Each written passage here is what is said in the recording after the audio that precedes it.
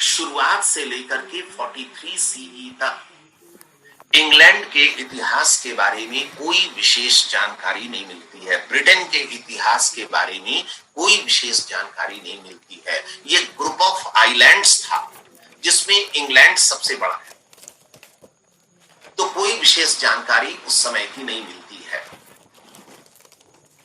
उसके बाद 43 सीई में रोमन्स आए ब्रिटेन में, और रोमन्स ने 43 सीई से लेकर के 410 तक इंग्लैंड पर शासन किया, और जो कुछ भी व्यवस्थाएं थी इंग्लैंड में इन रोमन्स ने दिया। रोमन्स कहां से आए थे?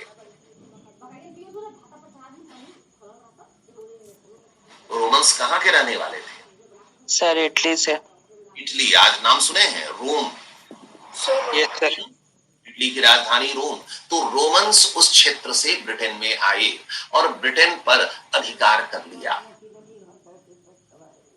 410 में रोमन्स वापस चले गए। रोमन्स के वापस जाने के बाद जो ट्राइब्स थे आसपास के कंट्रीज के, उन लोगों ने निरंतर इंग्लैंड को खाली पाकर के, ब्रिटेन को खाली पाकर के, और उन लोगों ने हमला करना शुरू किया ब्रिटेन के ऊपर। और उसके बाद जो पीरियड चला 500 से लेकर के 1066 तक, तो 3 जनजातियों ने, 3 जर्मनिक ट्राइब्स ने हमला किया।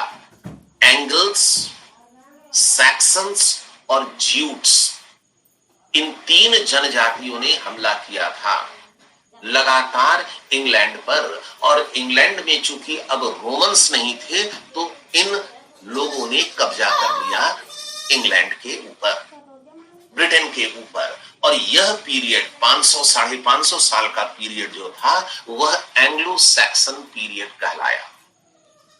तो ये एंग्लो सैक्सन शब्द का बार बार प्रयोग करेंगे हम लोग, एंग्लो सैक्सन का प्रयोग बार बार करेंगे। इसके बाद अब रोमन्स जो थे वो कौन सी भाषा का इस्तेमाल करते हैं?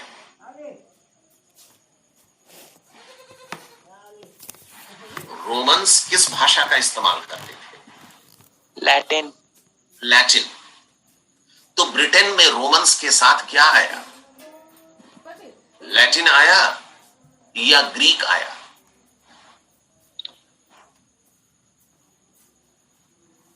मुगल जब भारत आए तो उन लोगों ने अपने साथ कौन सी भाषा लाई? उर्दू। उर्दू नहीं लाया जी, बेवकूफ हो तुम, फारसी लाया। तो जितना काम होता था रोमन्स के टाइम में लैटिन में हुआ करता था।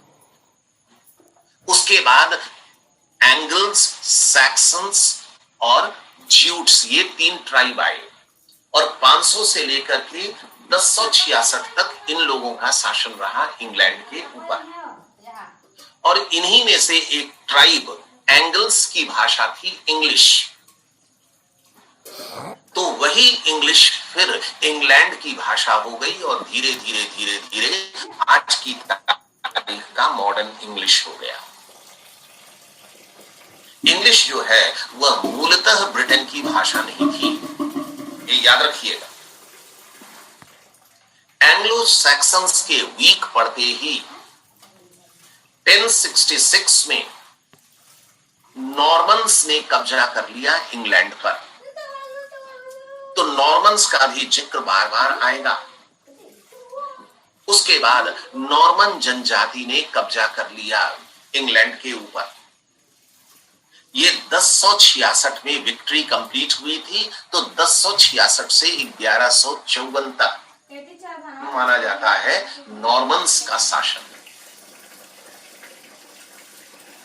नॉर्मन्स के बाद सत्ता पर जो वंश आया इंग्लैंड में वह था प्लेंटेजेनेट।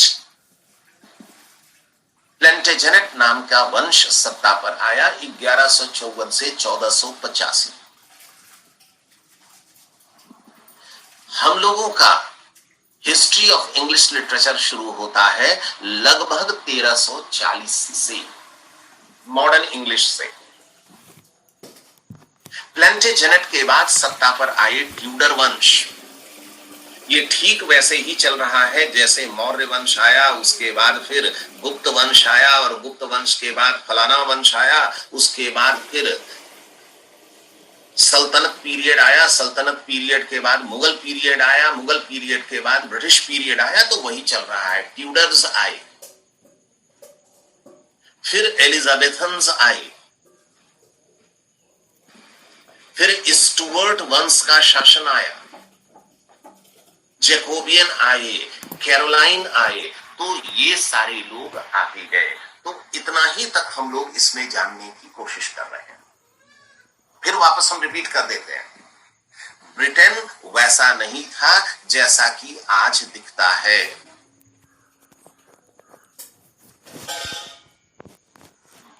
30-40 सीई के पहले ब्रिटेन 3 से लेकर के 410 तक रोमन ब्रिटेन कहलाता है। इस दौरान आज भी जब कहीं खुदाई होती है ब्रिटेन में, तो आज भी रोमन एम्पायर का अवशेष मिलता है। पुरानी बिल्डिंग्स के नीचे कब्र मिलते हैं, उनके वेपन्स मिलते हैं आज भी। ठीक वैसे ही जैसे बहोरनपुर में खुदाई हुई तो पाल वंश के शासकों के समय बने हुए बुद्ध के विहार नजर आ रहे थे, बौद्ध विहार नजर आ रहे हैं बहोरनपुर में। कहां है बहोरनपुर? पंजाब में कि हरियाणा में? झारखंड। झारखंड में, हजारीबाग के पास में। उसके बाद एंग्लो सैक्सन्स आए। एंग्लो सैक्सन्स में 3 ट्राइब्स आए थे, एंगल्स, सैक्सन्स और ज्यूट्स। उसके बाद नॉर्मन्स आए। ये जनजातियां हैं। नॉर्मन जनजाति आई। नॉर्मन जनजाति के बाद प्लांटेजेनेट का रूल्स आया, फिर ट्यूडर्स का रूल आया, फिर एलिजाबेथन्स का रूल आया। इतने ही तक हम लोग छोड़ते हैं फिलहाल। इसके बाद देखिए, इसको बोलते हैं, ये जो हम लोग पढ़ रहे थे, ये पीरियोडाइजेशन बोलते हैं। इसको पीरियोडाइजेशन बोलते हैं। पीरियोडाइजेशन बोलते हैं।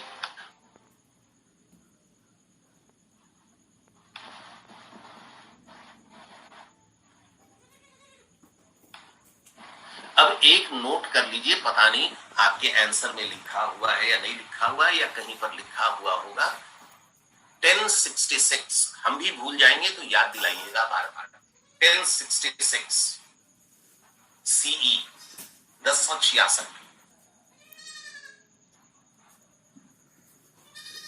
The Norman conquest. The Norman conquest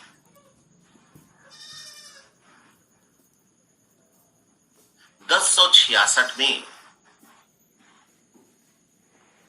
Anglo Saxons के वीक हो जाने के बाद सत्ता पर आए नॉर्मन्स। नॉर्मन्स ने इंग्लैंड को पूरी तरह से या डिसाइसिवली जीता 1066 में, और जीतने वाला था William the Duke of Normandy. William the Duke of Normandy, Duke DUKE, Duke of Normandy, the Duke of Normandy, NORMAND। तो ये 1066 का जिक्र बार बार आएगा। 1066 CE द नॉर्मन कॉन्क्वेस्ट, ये जिक्र बार बार आएगा। और सारी चीजें इसी के रेफरेंस पर चलेंगी, 1066 के पहले या 1066 के बाद। ये ध्यान रखिएगा। उसके बाद आइए, एजेस इन इंग्लिश लिटरेचर है आपके पन्ने में।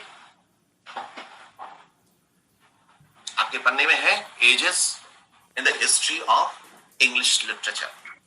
Yes sir. यस। रोमन्स के जाने के बाद कौन लोग आए? रोमन्स आए 43 सीई में, और वो लोग सत्ता पर रहे लगभग कितने दिनों तक? 450 साल तक रहे।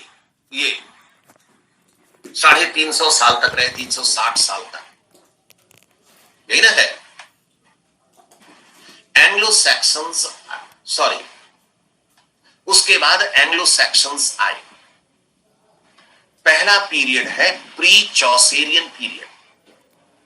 प्री चौसेरियन पीरियड, चौसर कौन था आगे हम लोग बात करते हैं। चौसर के पहले का समय, जैसे हम लोग बोलते हैं बुद्ध के पहले का समय, महावीर के पहले का समय, तो ठीक उसी तरह से चौसर के पहले का समय 500 सी से लेकर के एंड 1340 तक, इसको बोलते हैं प्री चौसेरियन पीरियड, जो आपको नहीं पढ़ना है, आपके कोर्स में नहीं है, अनलेस कि आप स्पेशलाइज्ड स्टडी करना शुरू कीजिए। यह है 450 सी से लेकर के 1066 तक एंग्लो सैक्सन पीरियड है। इस दौरान इंग्लैंड पर, ब्रिटेन पर रूल था 3 जनजातियों का, एंगल्स, सैक्सन्स और ज्यूट्स का। 1066 में क्या हुआ?